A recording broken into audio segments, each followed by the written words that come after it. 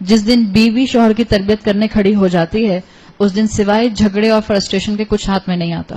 Don't do this. گھروں کے ماحول کو تباہ مت کیجیے. دعائیں کیجیے. دعائیں امپاسبل کو پاسبل بنا دیتی ہیں. اور اچھی مثال سیٹ کیجیے. تو حضرت عائشہ اسی طرح سے بتاتی ہیں کہ آپ صلی اللہ علیہ وسلم کی یہ کریونگ تھی جو آپ کی نماز ادا کرنے کی, اور نماز بھی کیسے ادا کرنے کی, جماعت کے ساتھ ادا کرنے کی تھی. جو آپ کا بالکل انتقال والا دن تھا اس میں بھی آخری موقع پر آتا ہے کہ جب آپ نے بالکل آخری مرتبہ اپنے حجرے کے پردے کو ہٹا کر دیکھا تو حضرت ابو بکر مسلمانوں کو نماز پڑھا رہے تھے. آپ مسکرائے. حضرت عائشہ کہتی ہیں بس اس کے بعد رسول اللہ صلی اللہ علیہ وسلم کبھی اپنے حجرے سے باہر نہیں آ سکے. تو یہ جماعت کے ساتھ نماز کی اہمیت رسول اللہ صلی اللہ علیہ وسلم کی عمر کے آخری حصے میں نظر آتی ہے. چاہے مرد نماز پڑھے مسجد میں جماعت کے ساتھ یا عورتیں, 25 ٹائمز زیادہ ثواب ملتا ہے. سمجھے ایک نماز میں نے گھر میں پڑھی اس کا ثواب مجھے ایک نماز کا ملتا ہے.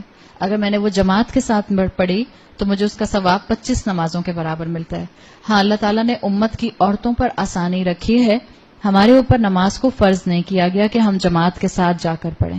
آسانی سے پڑھ سکتی ہیں تو ٹھیک ہے, ورنہ آپ اپنے گھر میں پڑھیں. اس وقت تو ہمارا کام کیا ہے کہ ہم بار بار اپنے آپ کو احساس دلائیں کہ ہم نے 5 وقت کی نماز کو کسی بھی طرح کمپرومائز نہیں کرنا. حضرت عمر رضی اللہ عنہ جس طرح سے شہید ہوئے تھے, ہم نے عشرہ مبشرہ میں بہت ڈیٹیل سے بات کی تھی. ان کو بھی نماز کے دوران میں سٹیپ کیا گیا تھا, اور نماز کی ان کو فکر اتنی تھی کہ ان کا جو زخم تھا وہ 2-3 دن تک رہا تھا. کانسٹنٹلی مسلمانوں سے کہتے رہتے تھے کہ اپنی نماز مت چھوڑنا, اپنی نماز مت چھوڑنا. دیکھیں, جہاں تک سنتیں یا فرائض ہیں ان میں ایک چیز کا خیال رکھیں. فرائض کا سوال ہوگا, یاد رکھیے. فجر کے فرائض, فجر کی 2 سنتوں کی اہمیت بھی بہت زیادہ ہے, ظہر, عصر, مغرب, عشاء. سوال ہوگا فرائض کا, اور جس مسلمان کے فرائض میں کمی ہوگی اس کے فرائض کی کمی کو سنت اور نوافل سے دور کیا جائے گا. اگر میں نے صرف فرض پڑھے اور سنت اور نوافل نہیں پڑھے تو اب جتنی بھی بری کوالٹی کے فرض پڑھے, I will not have the choice but to say no. اللہ کچھ اور ہے ہی نہیں. اللہ کو بھی پتا ہوگا کہ نوافل اور سنتیں پڑھے نہیں تھے, تو وہاں کمپنسیشن نہیں ہو سکے گا. اور جس نے فرض بھی نہیں پڑھے, قیامت کے دن پہلا سوال نماز کے بارے میں ہوگا. یہ 5 وقت کی نماز is like a spiritual oxygen for all of us. نماز نہ چھوٹے, چاہے میں یونیورسٹی میں ہوں, چاہے میں ایگزام دے رہی ہوں, چاہے میں سوشل کوئی گیدرنگ میں ہوں, چاہے میں کلب میں ہوں, چاہے میں میرج ہال میں ہوں, میری نماز نہ چھوٹے. یہ نماز کا حکم مفسرین کہتے ہیں یہ وہ حکم ہے جس کے لیے فرشتہ نہیں آیا. باقی پورا قرآن اللہ تعالیٰ نے فرشتے کے ذریعے بھیجا. نماز کے حکم کے لیے اللہ تعالیٰ نے رسول اللہ صلی اللہ علیہ وسلم کو آسمانوں پر بلایا, معراج پر بلایا. تو اپنے آپ کو اس نماز کے ساتھ فکس کیجئے. 2nd پلر آف اسلام. نماز پڑھنے سے گناہ معاف ہو جاتے ہیں. معلوم ہے دن بھر میں ہم جتنے گناہ کرتے ہیں اگر ہم 5 وقت کی نمازیں پڑھیں گے تو ہمارے بہت سے گناہ معاف ہو جاتے ہیں. آپ وضو کرتے ہیں, آپ کے ہاتھوں کے گناہ معاف ہو جاتے ہیں. پتہ نہیں کس کو میسج میں کیا لکھا, اماں نہیں جانتی, ابا نہیں جانتے, بہن نہیں جانتی, بھائی نہیں جانتا, آپ جانتے ہیں. جو بھی میسج میں لکھا تھا, اگر شرمندگی ہو رہی ہے تو جب وضو کریں گی آپ کے وہ گناہ انشاءاللہ معاف ہو جائیں گے. وضو کرتے میں انسان کے ناخنوں کے گناہ معاف ہو جاتے ہیں, ہاتھوں کے گناہ معاف ہو جاتے ہیں, پیر سے جہاں چل کے گئے ہوتے ہیں وہ گناہ معاف ہو جاتے ہیں. تو اپنے آپ کو اس کیٹیگری میں لے کر آئیے. اس کے نماز کے بہت سے اجر ہیں, جیسے باجماعت نماز پڑھنے کا اجر آتا ہے. خاص جمعے کے دن ارلی مسجد جانا, پہلی صف میں امام کے قریب بیٹھنا اور اٹینٹو ہو کر سننا. ایک حدیث کے مطابق 1 سال کے قیام اللیل اور 1 سال کے سیام کا ریوارڈ ملتا ہے. 1 سال کا قیام اللیل, ہم سے 1 رات نہیں جاگا جاتا. تو انسینٹو کتنے ہیں. اگر آپ کے گھر کی مسجد میں عورتوں کے لیے انتظام ہے اور آپ کے گھر کی ذمہ داریاں ایسی نہیں ہیں کہ جو آپ کو نہیں نکلنے دیتی, فرصت ہے تو اس موقع کا فائدہ اٹھایا جا سکتا ہے. بنو سلمہ میں ایک ٹرائب تھا, بنو سلمہ ایک ٹرائب تھا جو مدینہ سے دور رہتا تھا. ان کو مسجد نبوی آ کر رسول اللہ کے پیچھے نماز پڑھنے کا بہت شوق تھا, لیکن وہ بہت 1-1.5 گھنٹے کا فاصلہ طے کر کے پھر نماز کے لیے آیا کرتے تھے. تو انہوں نے فیصلہ کیا, انہوں نے سوچا کہ ہم مدینہ میں اپنے قبیلے کو آباد کر لیں گے. آپ صلی اللہ علیہ وسلم نے کہا نہیں, وہیں رہو بنو سلمہ جہاں رہتے ہو. وَنَكْتُبُ مَا قَدَّمُوا وَآثَارَهُمْ. جتنے قدم تم اللہ کے راستے میں اٹھاؤ گے اللہ ان کو لکھ لے گا اور اللہ ان کے آثار اچھے چھوڑے گا. اب اگر آپ میں سے کوئی خاتون یا کوئی بچی یہ کہتی ہے کہ مجھ سے نماز پڑھی نہیں جاتی ہے، کوئی ہے ایسی؟ Be brave. کوئی بھی نہیں ہے؟ اللہ کی رحمت ہے الحمدللہ. اگر کوئی بھی ایسی نہیں ہے، ہو سکتا ہے آپ کی فرینڈز میں کوئی ایسی ہو جو کہے کہ مجھ سے نماز نہیں پڑھی جاتی ہے. سو دیکھیں، اپنے آپ کو شیطان کے ٹریپ سے باہر نکالیں. میرا بلیف ہونا چاہیے کہ اللہ تعالیٰ نے مجھے ڈیزائن کیا، میں اللہ کی مخلوق ہوں. دنیا کس نے بنائی؟ اللہ نے. مصروفیات کس نے بنائی؟ اللہ تعالیٰ نے. اب چوائس آپ نے اور میں نے اپنی خود پرائرٹی سے سیٹ کر لی ہے. اگر کوئی یہ کہتا ہے کہ مجھ سے نماز نہیں پڑھی جاتی، میرے لیے پاسبل نہیں ہوتا، تو میں سمپل ایک جواب دوں گی کہ وہ شیطان کے ٹریپ میں ہے. اللہ نے بائی ڈیفالٹ یہ زندگی ایسی بنائی ہے، یہ دنیا ایسی بنائی ہے کہ اس میں انسان اللہ کی فرما برداری کر سکتا ہے. اگر بائی ڈیفالٹ دنیا ایسی نہ ہوتی تو پھر میرا اور آپ کا کیا امتحان ہوتا؟ اللہ نے تو دنیا ہی ایسی بنائی ہے کہ جہاں رہ کے انسان عبادت کر ہی نہیں سکتے. یہ تمام صحابہ، یہ تمام تابعین، یہ تمام محدثین، یہ تمام خلفاء جن کا ابھی ہم نے ذکر کیا، جو جوانی میں عبادت کیا کرتے تھے، کیا وہ پلانٹ ارتھ پہ نہیں رہتے تھے؟ پلانٹ مارس پہ رہتے تھے؟ یہیں رہتے تھے. تو اپنے ذہن سے اس پوائنٹ کو کھرچ کے نکال دیں کہ آپ سے نماز نہیں پڑھی جاتی یا میں ڈیزائن ہی نہیں ہوئی نماز پڑھنے کے لیے. یہ صرف اور صرف شیطان کی فیلسی ہے، یہ شیطان کا ٹریپ ہے. اپنے آپ کو ہمت دلائیے کہ آپ یونیورسٹی میں ہوں، آپ اسکول میں ہوں، آپ لائبریری میں ہوں، آپ میں نماز پڑھنی ہے. ہم نماز کیوں نہیں پڑھتے؟ زیادہ تر ینگ بچے نماز کیوں نہیں پڑھ پاتے ہیں؟ اس لیے کہ فرینڈز نماز نہیں پڑھ رہے ہوتے. کوئی بھی نماز نہیں پڑھا، میں کیسے پڑھوں؟ سب مجھے مولوی کہیں گے. صرف یہ مسئلہ ہے. یہ مت کہیے میں نماز پڑھ نہیں سکتی، آپ پڑھ سکتے ہیں. شیطان کا حملہ ہے آپ کے اوپر، پیئر پریشر ہے آپ کے اوپر، تو پھر ہم قیامت کے دن اللہ تعالیٰ کو کیا جواب دیں گے؟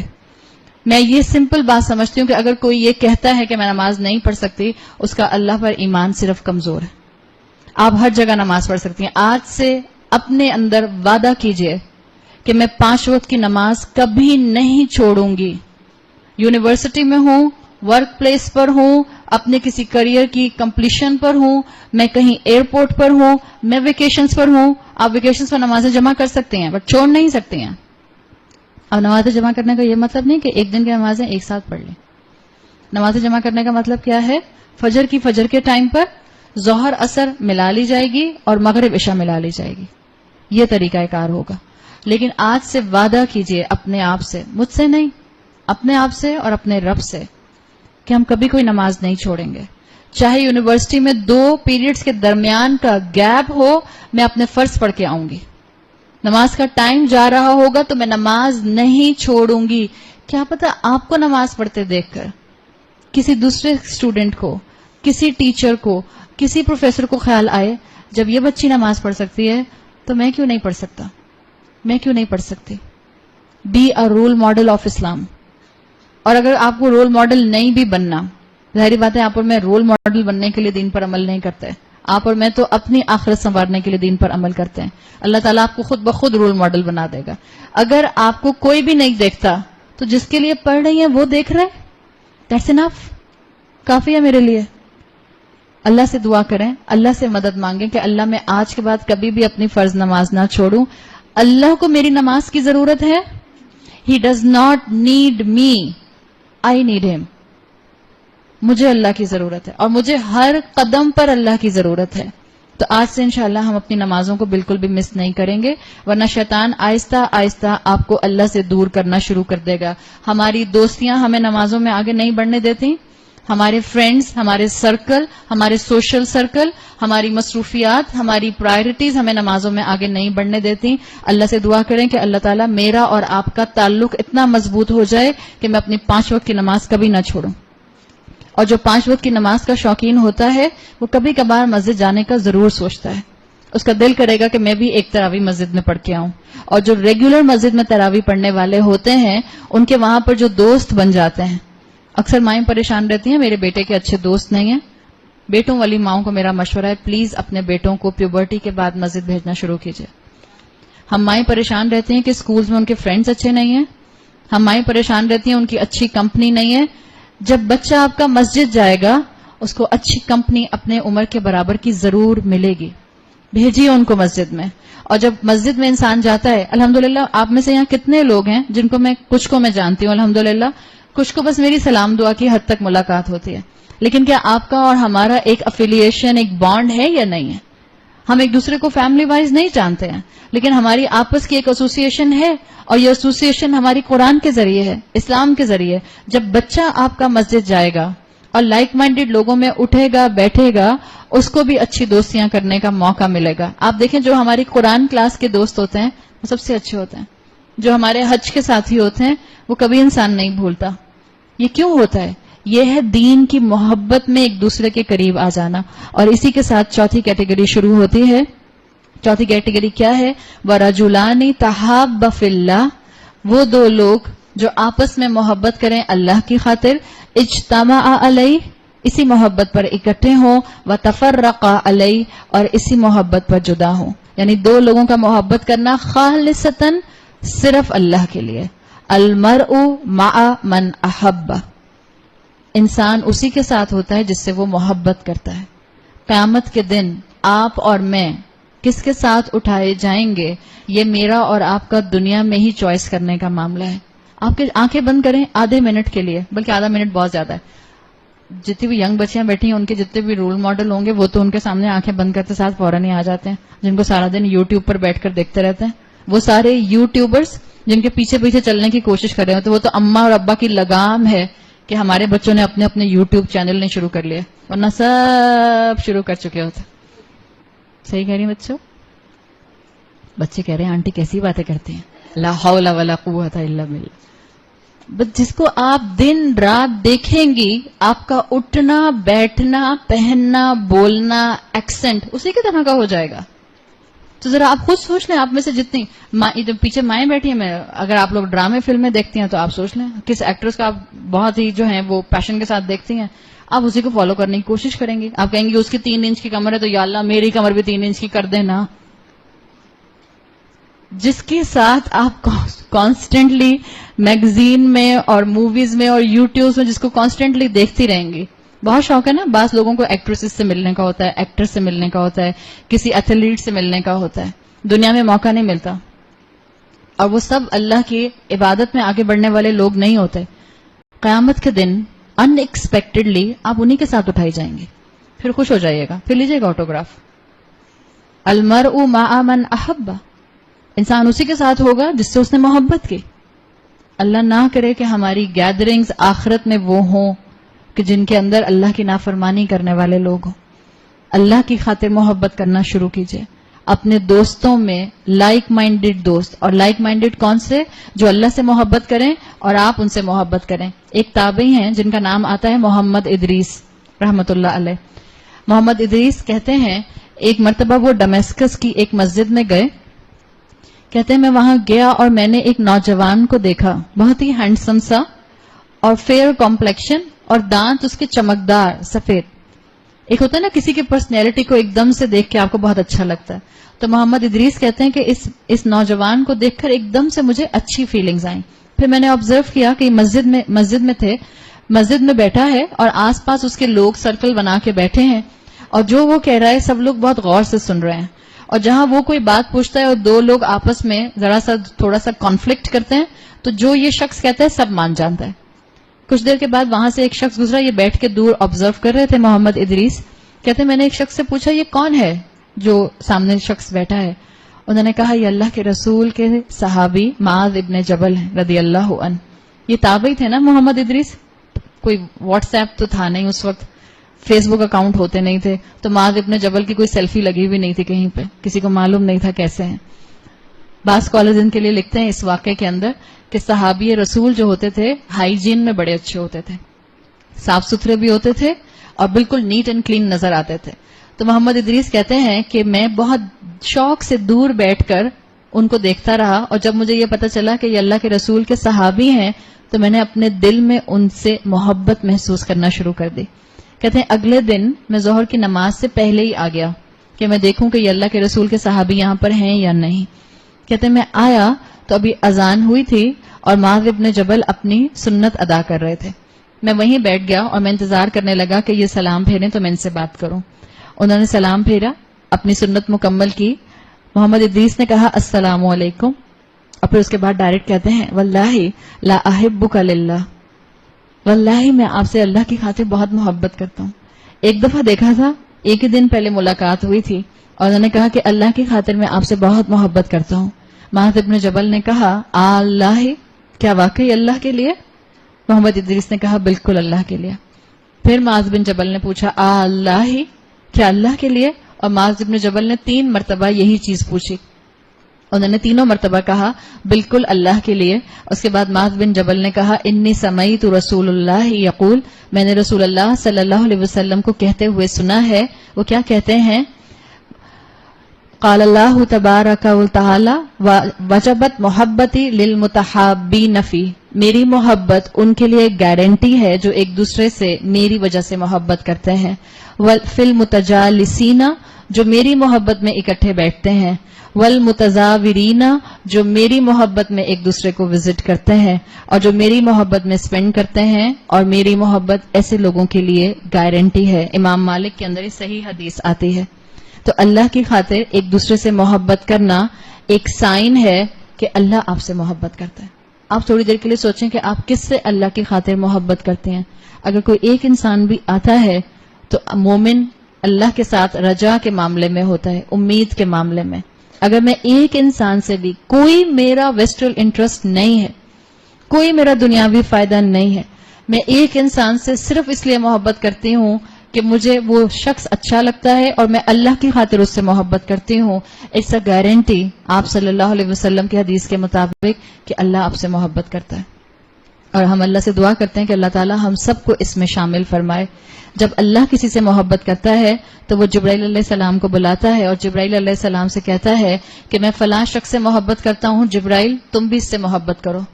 جبرائیل علیہ السلام بھی اس سے محبت کرتے ہیں. اور پھر جبرائیل علیہ السلام آسمانوں میں جا کر تمام فرشتوں کو حکم دیتے ہیں کہ اللہ فلاں ابن فلاں سے محبت کرتا ہے، تم سب بھی اس سے محبت کرو. کتنے فرشتے ہیں آسمانوں پر؟ کوئی کاؤنٹ ہے؟ اتنے فرشتے ہیں آسمانوں پر کہ آپ صلی اللہ علیہ وسلم کی حدیث کے مطابق آپ نے کہا کہ میں آسمان کی کریکنگ ساؤنڈ سنتا ہوں.